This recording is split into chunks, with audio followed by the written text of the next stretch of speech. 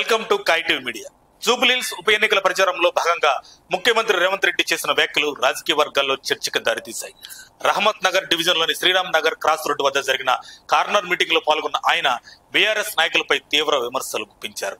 CM Revanth Reddy మాట్లాడుతూ Kaleshwaram project KCR కుటుంబానికి ATM గా మారిందని బీజేపీ చెబుతోంది.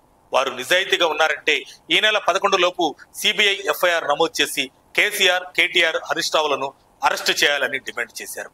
బీఆర్ఎస్, బీజేపీ మధ్య రహస్య ఒప్పందం ఉందని ఆయన ఆరోపించారు. రాబోయే రోజుల్లో బీఆర్ఎస్ బీజేపీలో విలీనం అవుతుంది.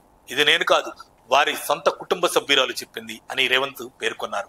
పీజీఆర్ మరణం సమయంలో కేసీఆర్ ప్రవర్తనను గుర్తు చేస్తూ అప్పుడు చంద్రబాబు కూడా పోటీ పెట్టలేదు. కానీ కేసీఆర్ మాత్రం పీజీఆర్ కుటుంబాన్ని అవమానించారు అని ఆరోపించారు. రహమత్ నగర్ చౌరస్తాలో ముక్కు నేలక రాసి క్షమాపణ చెప్పిన తర్వాతే ఓట్లు అడగాలి అని ఆయన డిమాండ్ చేశారు.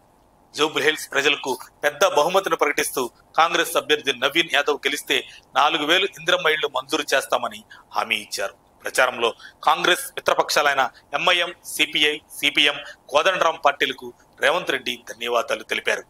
మహిళల హక్కుల విషయంలో కేటీఆర్ కు నైతిక హక్కు లేదని విమర్శిస్తూ సొంత చెల్లెల్ని ఇంటి నుండి వెళ్లగొట్టిన వ్యక్తి ఇప్పుడు మహిళా సెంటిమెంట్ గురించి మాట్లాడడమే ఆశ్చర్యమని అన్నారు. కాంగ్రెస్ పార్టీ మహిళా నాయకులకు ఎప్పుడూ గౌరవం ఇచ్చిందని ఇందిరాగాంధీ, సోనియా గాంధీ, ప్రియాంక గాంధీలను గుర్తు చేశారు.